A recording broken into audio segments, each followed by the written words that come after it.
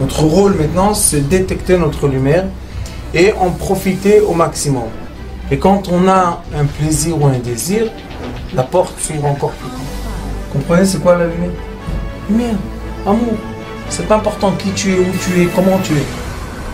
Dieu t'aime. Alors il dit, Rabbi Chaim Vital, וכמו שלבוש גוף האדם יעשהו האומן בתבנית אברי הגוף, il dit ici que comme l'habit, comme par exemple le costume qu'on va faire à un être humain, c'est exactement d'après les mesures de son corps physique. La même chose, כן עשה, הוא יתברך את הגוף שהוא לבוש הנפש בתבנית דיוקן הנפש. Ça veut dire que comme le couturier va créer l'habit d'après les mesures de l'être humain, il dit que notre corps humain, il est créé exactement d'après la mesure de l'âme. Les dimensions, c'est pas l'âme neshama, c'est vitalité. D'après les dimensions de notre corps vital lumière, d'après ce corps-là, on va être habillé de peau. Comme il est écrit au début dans la Torah, dans Bereshit, il est écrit Vayalbesh otam kutonet or. Dieu les a habillés d'un habit de peau. Ça veut dire que l'être humain au début, c'était seulement de la lumière. Donc tout le débat et tout ce qu'ils avaient à faire avec le serpent, tout ce qui s'est passé, jusqu'à la faute, ils n'étaient pas en habit de peau. Ils étaient seulement de la lumière. C'est pour cela qu'on ne peut pas concrétiser beaucoup de périodes qui sont écrites dans la Torah. On ne peut pas les concrétiser parce que ce ne sont pas des périodes que l'être humain était visible comme aujourd'hui. Alors, comme il les a habillés d'habits de peau, parce qu'ils étaient de la lumière, exactement chacun de nous est habillé dans son habit de son corps physique d'après l'état d'esprit dans lequel il vit. Par exemple, si quelqu'un commence à grossir ou si quelqu'un, à l'inverse, commence à perdre trop de poids, eh ben on comprend que quelque chose ne va pas avec son état d'esprit. Si un enfant à l'adolescence grandit, c'est parce que maintenant son âme, sa vitalité n'a plus de place dans le petit corps. Donc le corps va grandir parce que la vitalité a grandi. Si quelqu'un, malheureusement, a eu un choc, une femme ou un homme, quand ils étaient jeunes, beaucoup de gens qui ont eu des chocs spirituels très forts, le corps a arrêté de grandir. Pourquoi? Parce que le choc qu'ils ont eu a ralenti ou bien a complètement déstabilisé la vitalité, le vécu spirituel de l'être humain. Et c'est pour cela que l'enveloppe grandit en parallèle avec ce qui vit intérieurement de nous. Si quelqu'un, par exemple, son esprit maintenant, il s'est dirigé vers le sport, eh ben, il va faire du sport. Un jour, il va se former, son corps va se reformer à l'esprit sportif. Il y a des gens qui font du sport et ils restent avec un corps qui n'est pas un corps sportif. Pourquoi? Parce que leur esprit n'est pas un esprit sportif. Ils restent encore dans l'esprit ancien, malgré qu'ils font du sport présent. Donc, on voit que le physique extérieur de notre corps, qui s'appelle la peau, est en relation directe avec ce qu'on appelle la vitalité, le contenu lumière de l'être humain. Et aussi, quand le bébé se crée dans le ventre de la maman, eh ben, le cerveau du bébé, la colonne vertébrale et la peau, ils grandissent ensemble. C'est un ensemble. C'est comme l'écorce du noyau. Excusez-moi, c'est comme l'écorce d'une cellule. Ça grandit avec le contenu de la cellule. Et aussi, c'est pas seulement ça, il y a aussi la forme.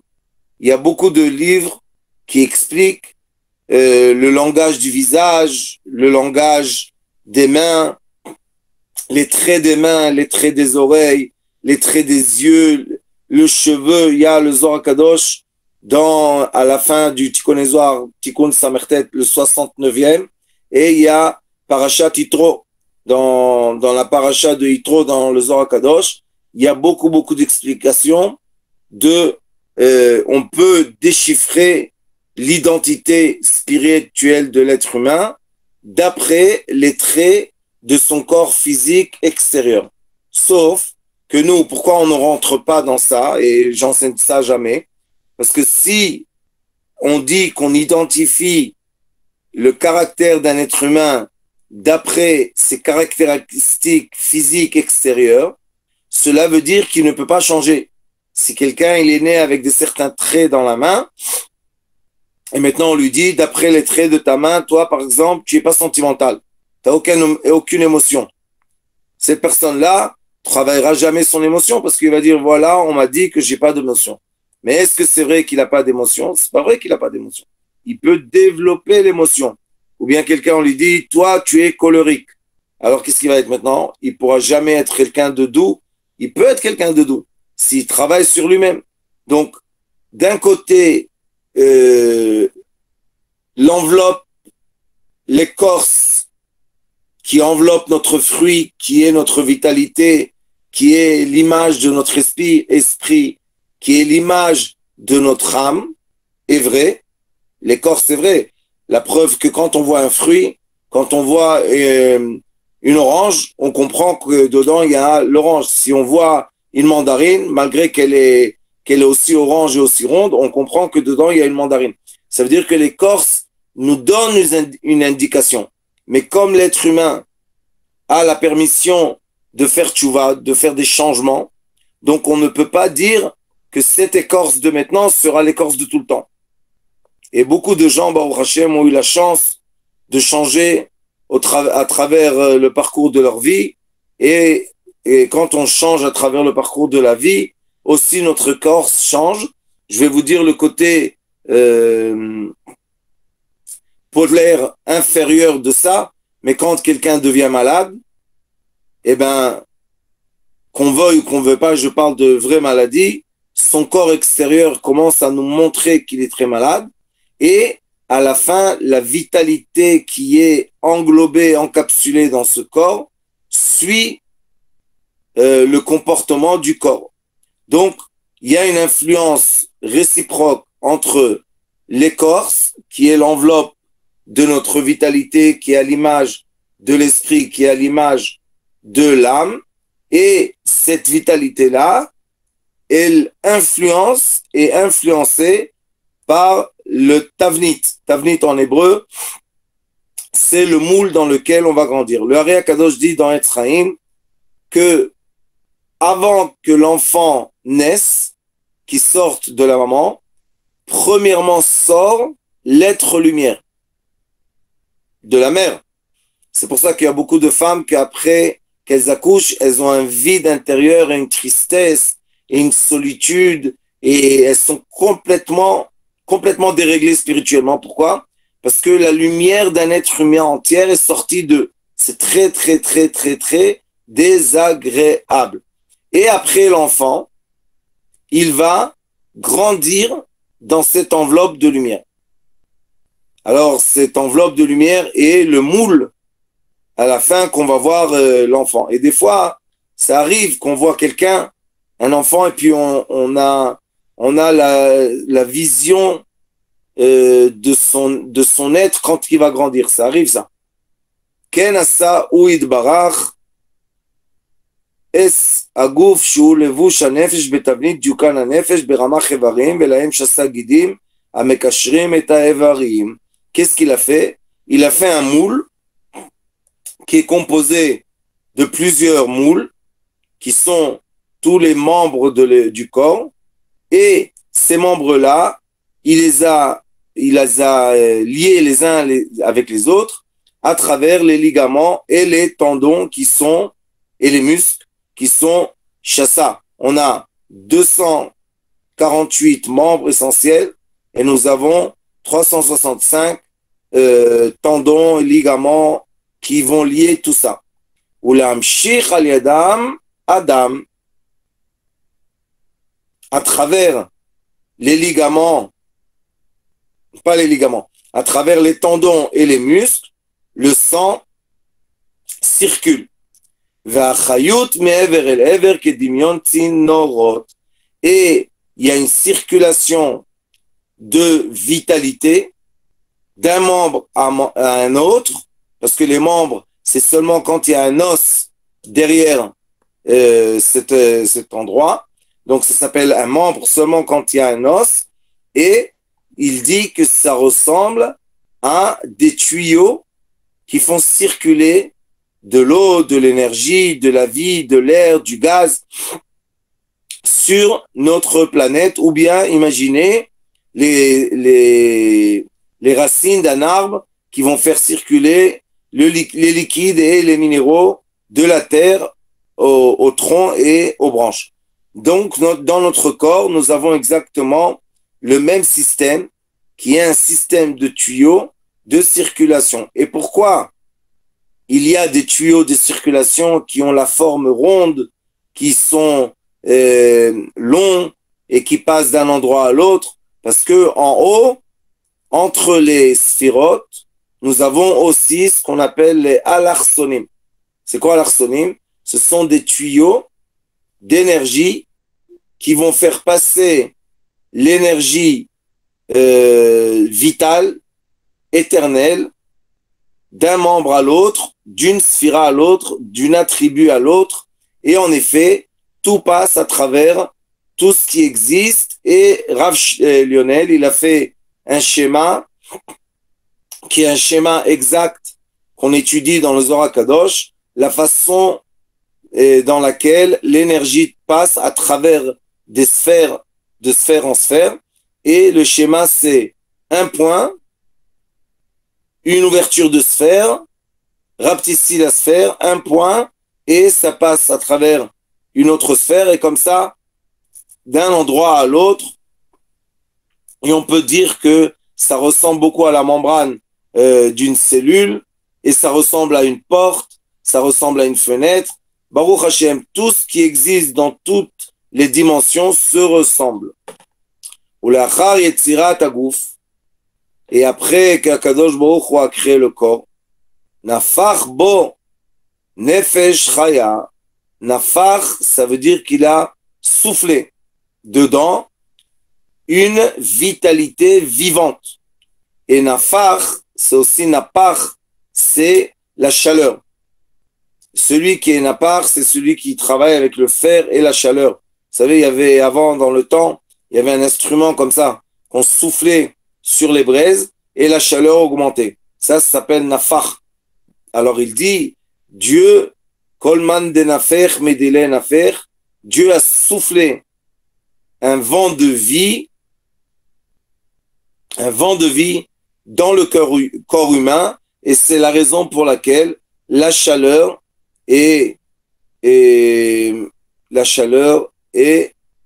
une des indications de présence de vie dans tout ce qui est vivant. S'il n'y a pas de chaleur, malheureusement, il n'y a plus de vie.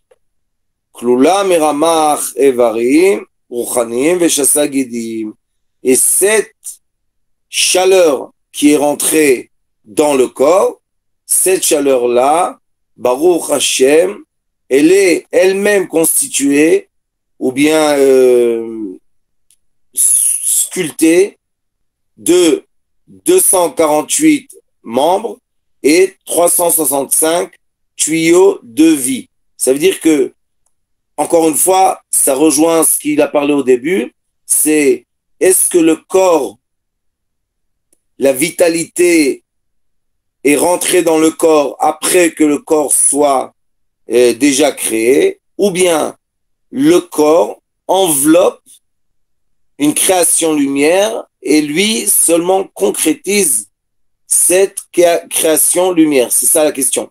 Et la réponse est que notre enveloppe physique, on l'appelle enveloppe parce qu'il y a une lettre dedans, il y a un message dedans.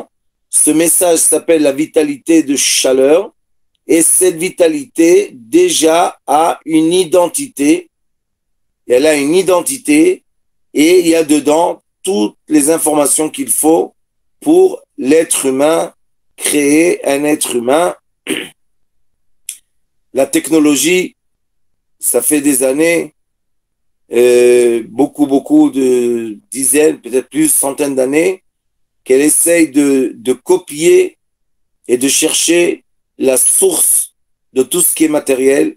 Et ils ont réussi, tous ceux qui connaissent un peu les informations électromagnétiques, ils ont réussi à trouver l'origine et la source des choses. Et c'est pour ça qu'aujourd'hui, les satellites et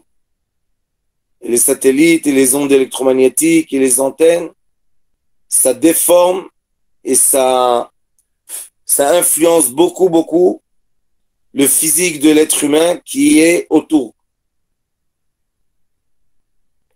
ואז פועלים אברי הנפש פעולתן על ידי הכלים שהם אברי הגוף כגרזן ביד החוצב. Et alors, après cela, les membres du corps ont des actions, ils se comportent d'après les outils qu'on leur donne. Ça veut dire le corps représente les outils